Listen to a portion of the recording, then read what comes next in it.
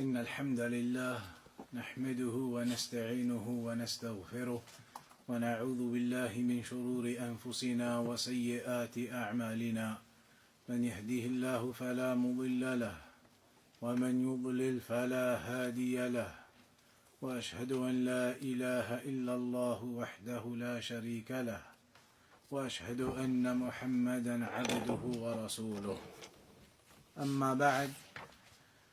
So you remember the last time we had mentioned the point or the doubt that the mushrikun they brought when they said Inna an-Nabiyya sallallahu alayhi wa sallam ankara ala Usamata qatla man qala la ilaha illa Allah وقال أقتلته بعدما قال لا إله إلا الله وكذلك قوله أمرت أن أقاتل الناس حتى يقولوا لا إله إلا الله وأحاديث أخر في الكف عمن قالها. ومراد هؤلاء الجهلة أن من قال لا إله إلا الله لا يكفر ولا يقتل ولو فعل ما فعل. So the doubt that we're on right now was where the mushrikun, they said that the Prophet sallallahu alaihi wasallam rejected and rebuked Usama when he killed the one who had testified La ilaha illallah, and he said to him, have you killed him after he testified La ilaha illallah? So he rebuked Usama for doing that.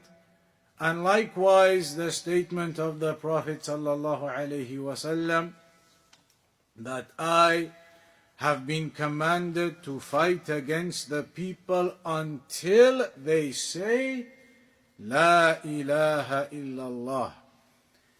So these individuals are now using those kinds of evidences to say that whoever testifies to La ilaha illallah, then they cannot ever be declared as disbelievers. They cannot be killed even if they do whatever they do. As long as they are saying La ilaha illallah, they cannot be touched. These evidences they are using to try and make that point. We already mentioned last time that the general usage of this evidence in that way is incorrect, because the testimony of La ilaha illallah is not just the statement. The testimony of La ilaha illallah, the shahada, it has three aspects to it. One of them is the statement that you say La ilaha illallah. But then the second also is that you must have the belief and the iman and the understanding in your heart of that shahada, so that it isn't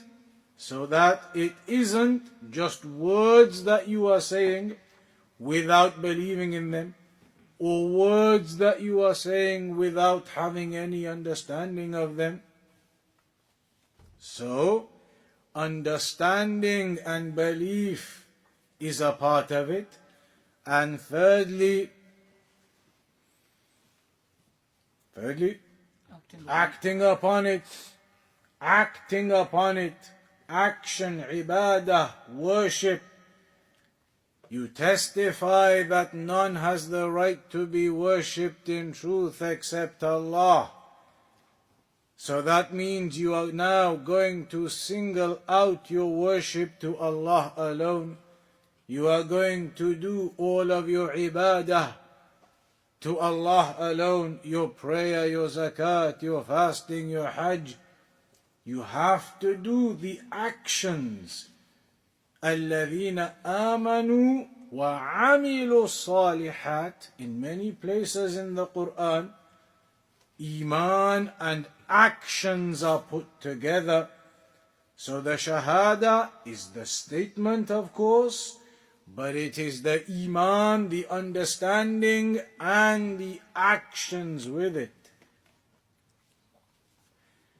These individuals, it is as though they are restricting it all to the one who says La ilaha illallah, even if they are doing actions that oppose the understanding of La ilaha illallah, oppose the understanding of tawheed, and oppose the actual actions of tawheed, oppose the actions, oppose the understanding, but they are saying it, then that is their type of understanding of it and what they want to put forward. That as long as you are saying La ilaha illallah, even if you're committing shirk at the graves, you're saying La ilaha illallah though, so you're safe. We've already highlighted in multiple previous examples this is not the case, that a person could be upon the testimony of La ilaha illallah. They could even be upon actions, praying, doing the adhan, and yet they go and commit shirk in some other affair which nullifies their actions. So it is not a general rule that they are using here or trying to use, that if you say La ilaha illallah, you can do what you want, you're safe. That is not the case. The people at the time of Ali radiallahu anhu said La ilaha illallah, yet the companions agreed upon their kufr. And they said La ilaha illallah. And there were other examples, Banu Ubayd al-Qaddah, that we spoke about. So those are clear, that this argument of theirs is not valid. But then looking at the specific examples that they use to try and make this argument, one of them being the story or the incident regarding Usama when he killed an individual who said La ilaha illallah. In the narration it mentions how that individual fled, ran away from him, and Usama radiallahu anhu caught up to him. And when he caught up to him and had the sword out, the man said La ilaha illallah, ashhadu an la ilaha illallah. He testified. But then Usama killed him, thinking فَإِنَّهُ قَتَلَ رَجُلًا إِدَّعَ الْإِسْلَامِ. He killed a man who claimed Islam. He was now testifying to the Shahada. So Usama killed a man who was claiming to be upon Islam now, بِسَبَبِ أَنَّهُ ظَنَّ أَنَّهُ مَدَّعَاهُ إِلَّا خَوْفًا عَلَى دَمِهِ وَمَالِهِ. Due to the reason, due to the fact that Usama thought that the man was only testifying to La ilaha illallah now because basically the sword was upon his neck, that he was only testifying to preserve his blood and his wealth, because otherwise that's it, the sword was on his neck now, as they say, he was going to be killed, so he testified. So Usama thought he's only testifying now to preserve his blood so I don't kill him, that he's not being truthful in it. وَالرَّجُلُ, however, the author now says, Shaykh Mohammed ibn Abdul Wahaab, وَالرَّجُلُ إِذَا أَظْهَرَ الْإِسْلَامِ وَجَبَ الْكَفُّ عَنْهُ. If a person apparently shows you Islam, then you have to refrain from him. If a person apparently shows Islam, you have to refrain from him. وَجَبَ الْكَفُّ عَنْهُ حَتَّى يَتَبَيَّنَ مِنْهُ مَا يُخَالِفُ ذَلِكَ, until something becomes clear and evident and manifests itself from that individual that shows something opposite to Islam. So here in the explanation it is mentioned, الكفار زمن النبي صلى الله عليه وسلم أحد رجلين. The disbelievers at the time of the Prophet صلى الله عليه وسلم were one of two types. The disbelievers at the time of the Prophet صلى الله عليه وسلم were one of two types. رجل يقول لا إله إلا الله موقن مخلص ومنافق وأما غيرهم فيأبون أن يقولوها.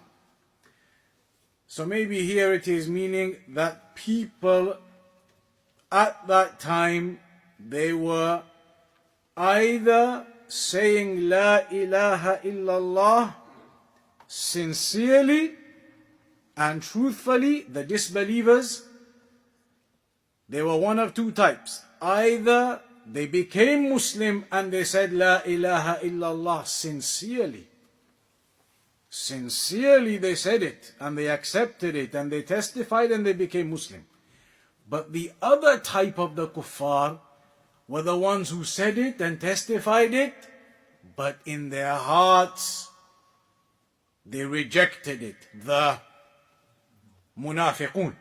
So the kuffar at that time were one of two types.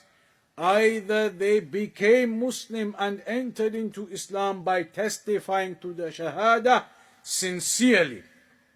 But then there was some of them who would testify and apparently enter into Islam, but they were not sincere. Munafiqun. Innal munafiqina fi ad-darki al-asfali min an-nar.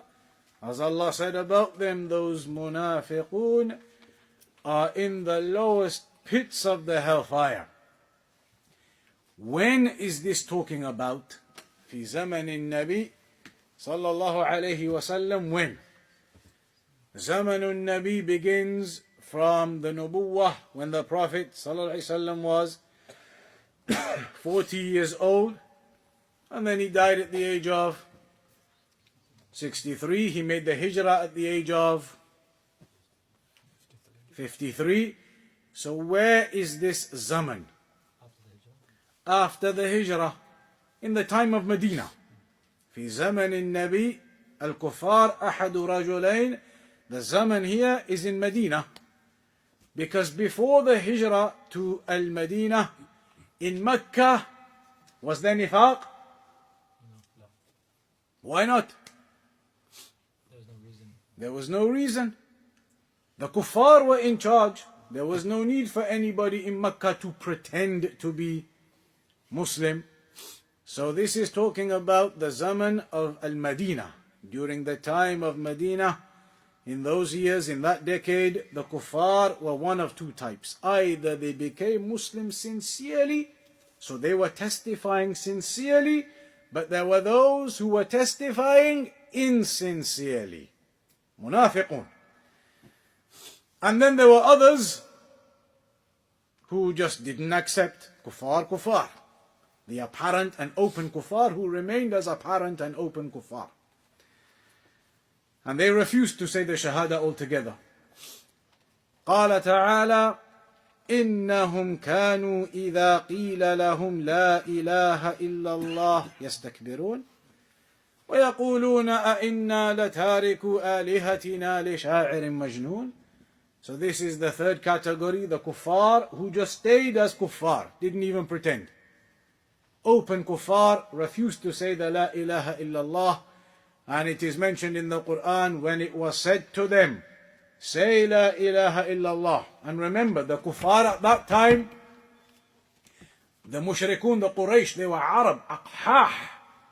They understood the Arabic language. They knew the meaning of La ilaha illallah. They knew if they say and they testify, Ashhadu an la ilaha illallah, the meaning of it is, La ma'budah bihaqqin illallah.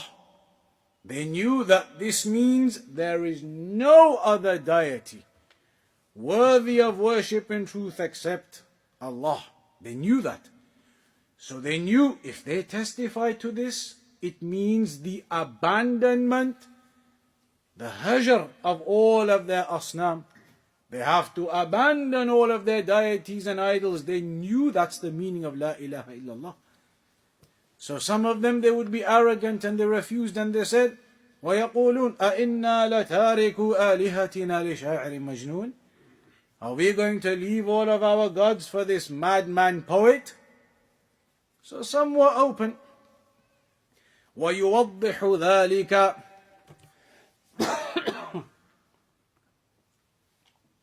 يوضح ذلك قصة عم الرسول صلى الله عليه وسلم حين قال له يا عم قل لا إله إلا الله.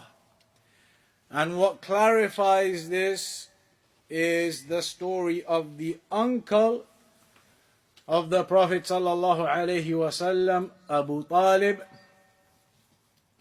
when the Prophet said to him, Ya Am, O my uncle, قل لا إله إلا الله كلمة أحاج لك بها عند الله.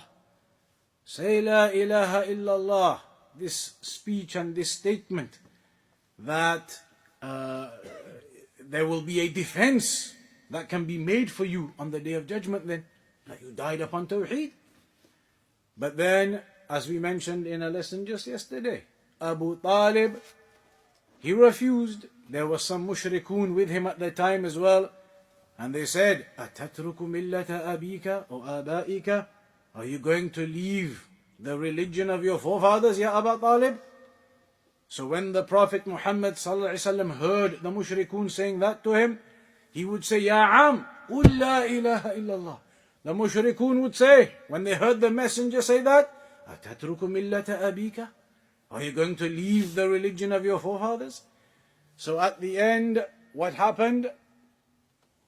The narrator says in the hadith, قال إنه على ملة أبيه, that he is going to die upon the religion of his father. And in Al-Bidayah وَالنِّهَايَةِ of Ibn Kathir, he mentions some poetry, and this poetry is attributed to Abu Talib. It is said that Abu Talib wrote this poetry. And in that poetry he says that was it not for the blame that would be upon my head, was it not for the blame and the fear that I am cursing and abusing my idols by abandoning them, then I would have been very open to the religion of Muhammad sallallahu alaihi wasallam. So he was saying, I fear that if I leave my religion, I'm going to have to obviously abandon all of these deities, and that for me feels like it is a mockery and an abuse of them. My father, my grandfather, my forefathers, they all worship them. How can I turn my backs upon all of these idols? That's what his problem was. And so he died upon kufr. Died upon kufr. You remember that side point benefit in the narration. The Rawi says, وَكَانَ آخِرَ مَا قَالَ إِنَّهُ عَلَى مِلَّةِ أَبِيهِ. And the last thing that he said was that he is upon the religion of his forefathers. Normally when you narrate from someone, you're quoting someone, it's very common to quote in first person. Somebody tells you, go and tell him that I'm going to come tomorrow. So you go to the brother and you say to him, he said, I'm going to come tomorrow. I'm going to come tomorrow, or he's going to come tomorrow? Him. I'm quoting him. He said, I'm going to come tomorrow. Typical, that's how you speak. You quote in first person very often.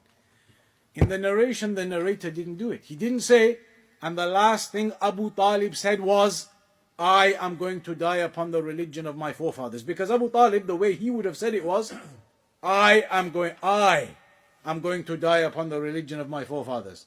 But the narrator didn't quote it in first person like we normally do. He didn't say, and the last thing Abu Talib said was, I'm going to be upon the religion of my forefathers. Why? So the narrator doesn't say that statement of kufr upon his own tongue. Because the Rawi didn't want to say those words, even if it is blatant and clear he is only quoting someone. Not even as a quote did he want to say, Abu Talib said, I am upon the religion of. He didn't want to say it as an I, even though he's not talking about himself. But he didn't want to utter those words in the first person about himself. This is the level of tawheed and the level of that firmness in iman that they had.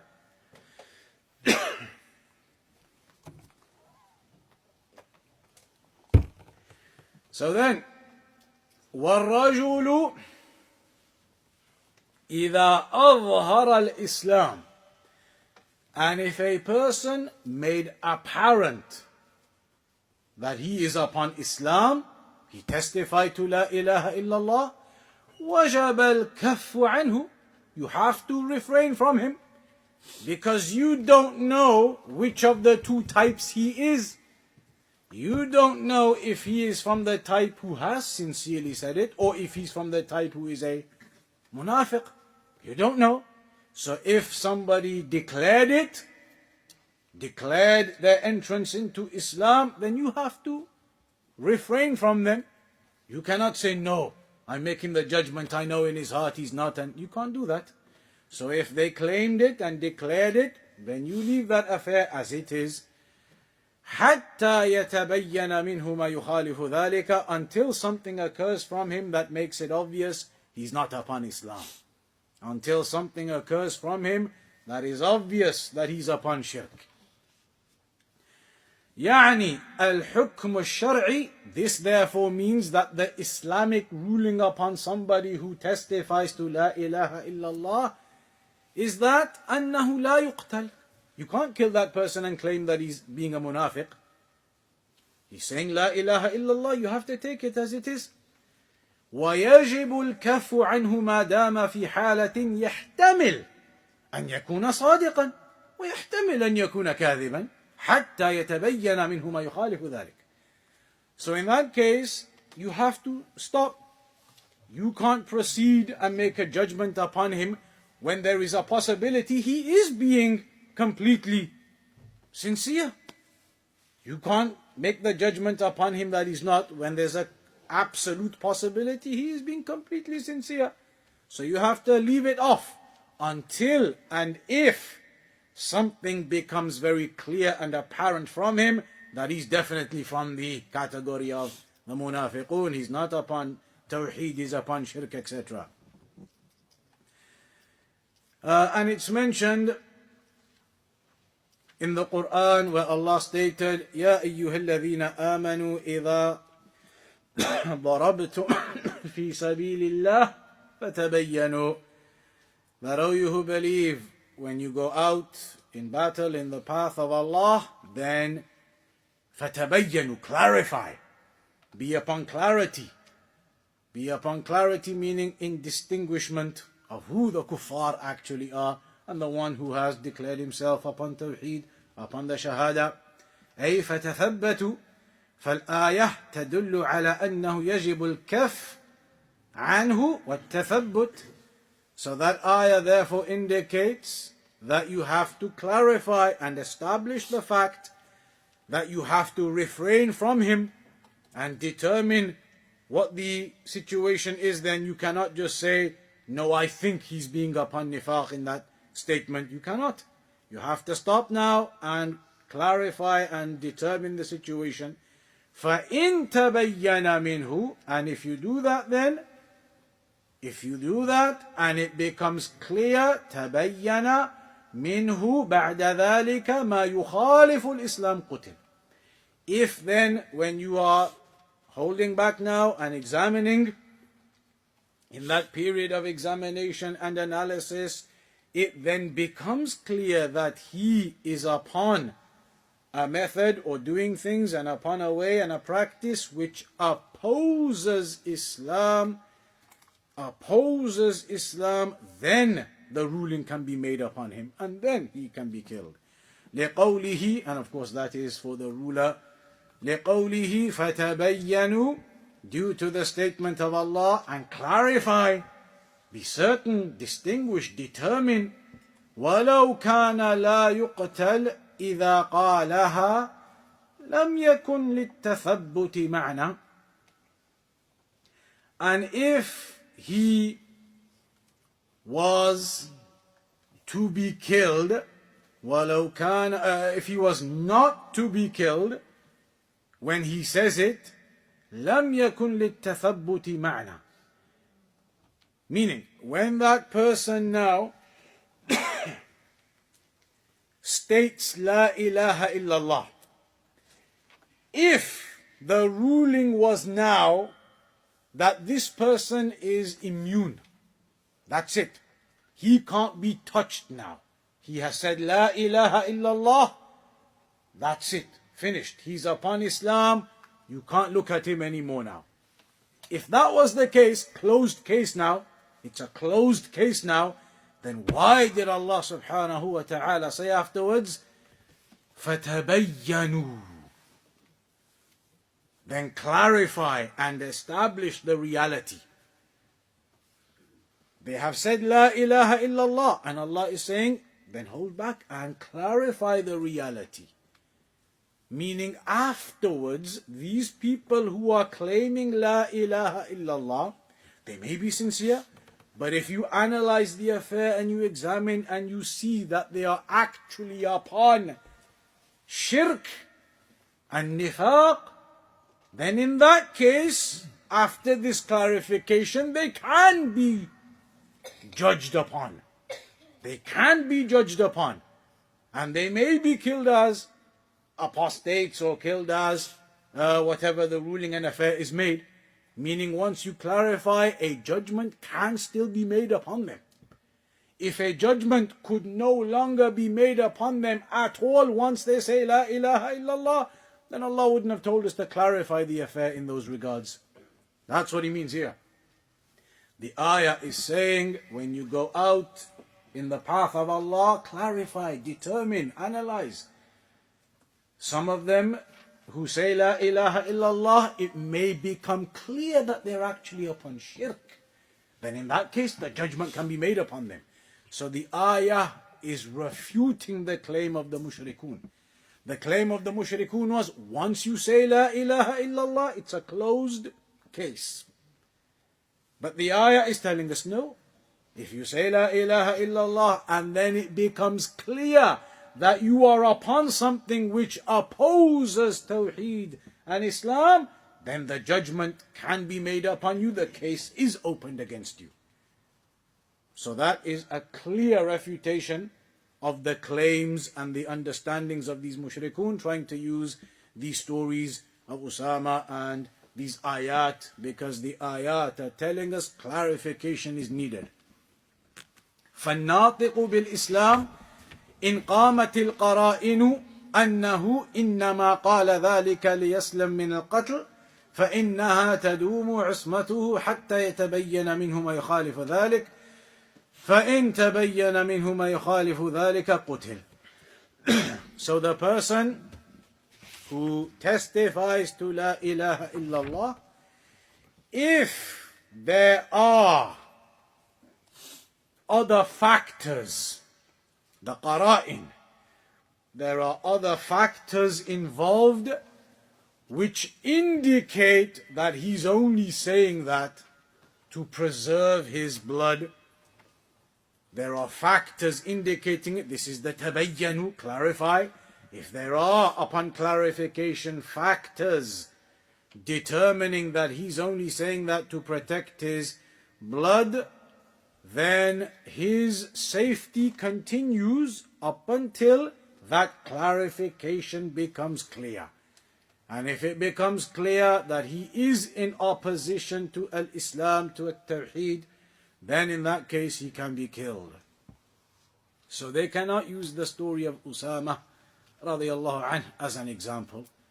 Usama radiallahu anhu killed him because he believed that there were factors in that scenario indicating that the man was only saying it to preserve his blood. In the narration, in some of them it mentions how the man ran away and Usama caught up to him and the sword was there. And when the sword was right there, then he testified. So then to Usama this was clear that he's only saying it now. The sword, before he was running away from me, trying to get away, now that I've caught him and the sword is right there, now he's testifying. So that story cannot be used as an example to say that if he testifies, the messenger said you shouldn't have killed him. Yes, because when you put it together with these other ayat, the purpose is about the tabayyanu, clarify first.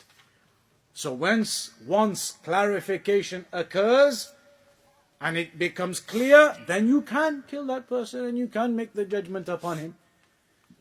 The other example that they were using is exactly the same thing. وَكَذَلِكَ الْحَدِيثُ الْآخَرُ وَأَمْثَالُهُ معناه ما ذكرناه أن من أظهر الإسلام والتوحيد وجب الكف عنه إلى أن يتبين منه ما يناقض ذلك. The hadith أمرت أن أقاتل الناس.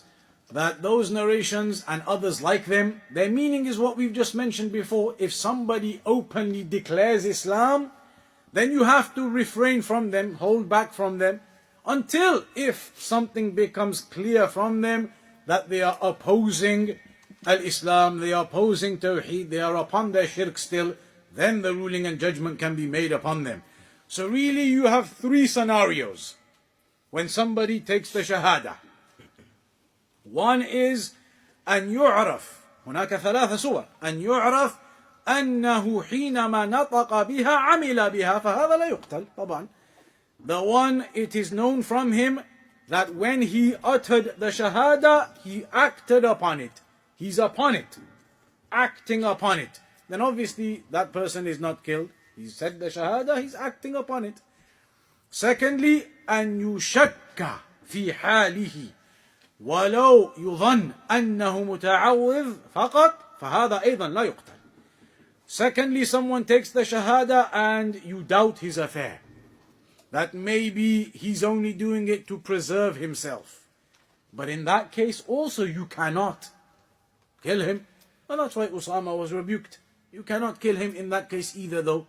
The third case أن يقولها ولكن ينقضها فهذا يقتل لقوله فتبينوا. Somebody who says it, but then afterwards they clearly oppose it. And they're not acting upon it, they're upon shirk. Then those are the ones where the judgment is made upon them in accordance to the statement of Allah, فَتَبَيَّنُوا.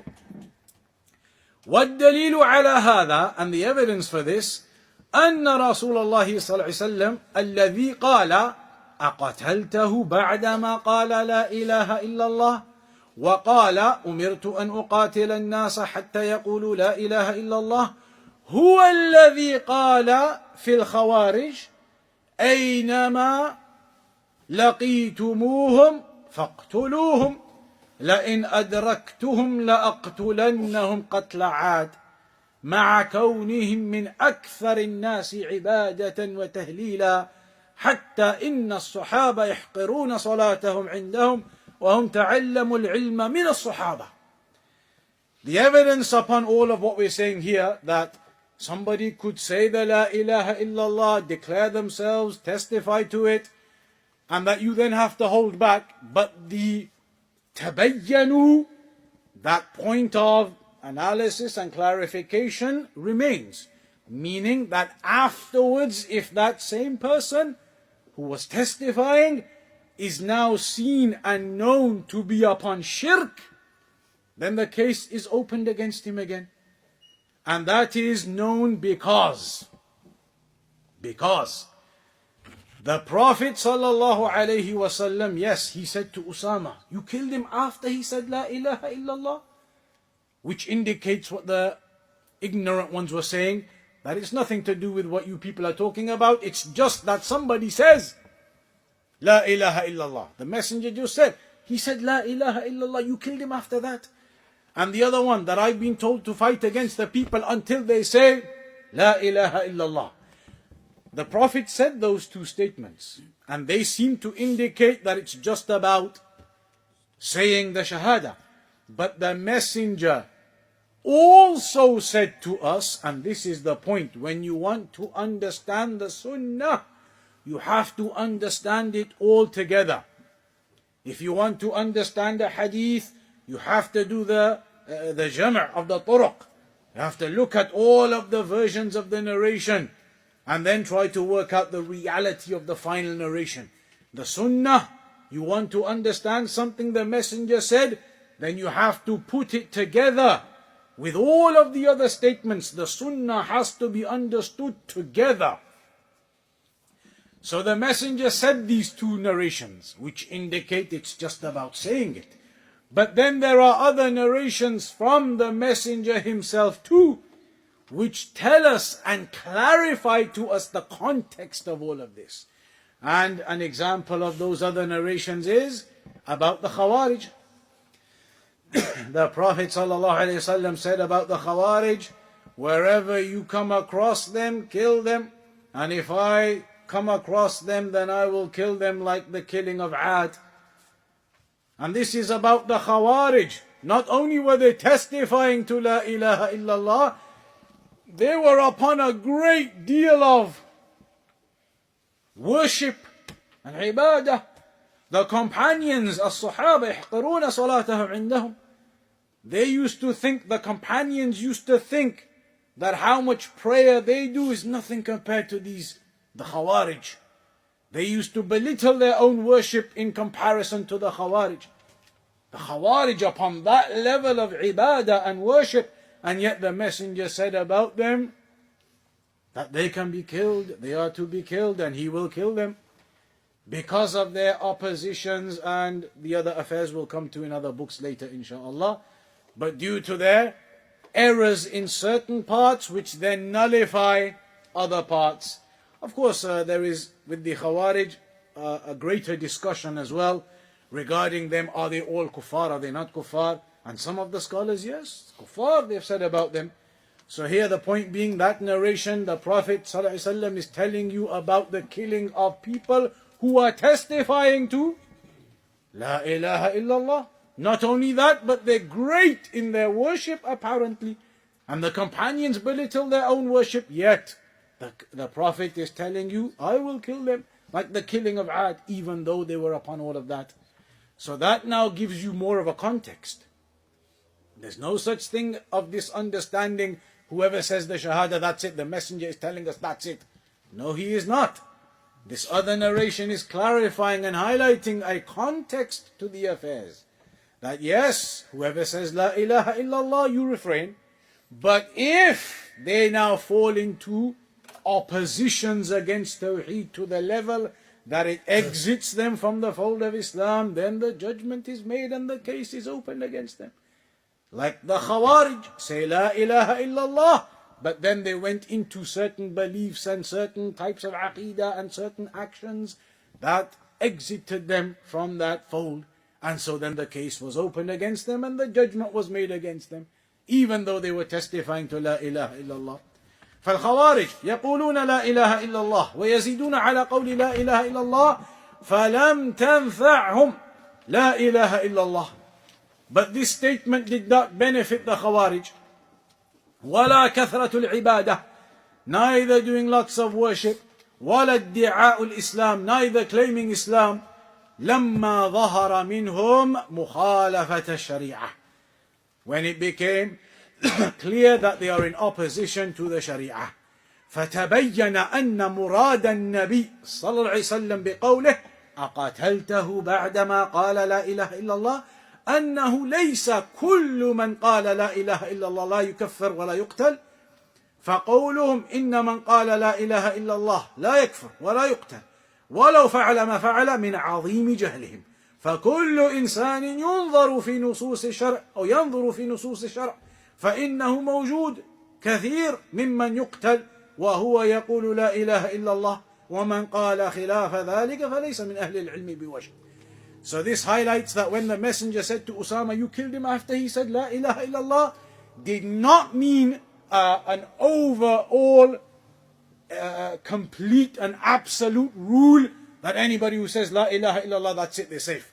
Didn't mean that, because the other narrations are clearly highlighting the ayah فَتَبَيَّنُوا about the Khawarij, that a person could say it but then afterwards fall into oppositions that are such in terms of their shirk and oppositions to the Sharia that the judgment can then be opened up against them again, even though they are saying la ilaha illallah. We'll stop there. It's time for the prayer. Insha'Allah ta'ala, we'll start from that next section next time. There isn't that much left now, maybe a few more sessions, 3-4 sessions maybe, and we'll conclude the book insha'Allah ta'ala. وصلى الله على نبينا محمد وعلى آله وصحبه وسلم.